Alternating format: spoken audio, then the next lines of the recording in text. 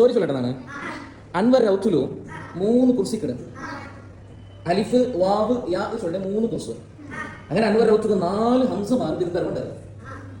ബിരുദർ നിങ്ങൾക്ക് കുർസ് കൊടുക്കണ്ടേ? കൊടുക്കണം. അൻവർ റൗത്തുൽ എത്ര കുർസില്ലേ? 3 കുർസില്ലേ? അപ്പൊ ഓരോ ഹംസ ഓടിയോ വന്നിട്ട് അലിഫിയുടെ മേലെ വെച്ചിട്ട്, പിന്നെ ഒരു ഹംസ ഓടിയോ വന്നിട്ട് വാവിടെ മേലെ വെച്ചിട്ട്, പിന്നെ ഒരു ഹംസ ഓടിയോ വന്നിട്ട് യായുടെ മേലെ വെച്ചിട്ട്, പിന്നെ ഒരു കുഞ്ഞു ഹംസക്ക് തെക്കൊക്കെ സീറ്റില്ല. അങ്ങനെ അപ്പുറം നോക്കി കുർസ് കൂടെ കാണില്ല.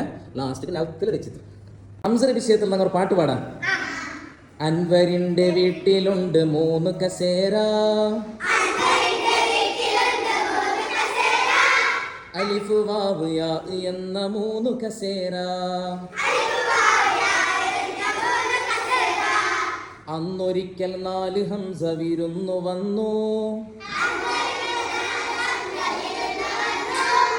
ആദ്യം ഒരാൾ അലിഫിന്മേലെ കയറിയിരുന്നു, പിന്നൊരാള് വാവിന്മേലെ കയറിയിരുന്നു, മറ്റൊരാള് യാഇന്മേലെ കയറിയിരുന്നു. കുഞ്ഞു ഹംസ സീറ്റിനായി ഓടി നടന്നു. സീറ്റ് കിട്ടിയില്ല, താഴെ കുത്തിയിരുന്നു.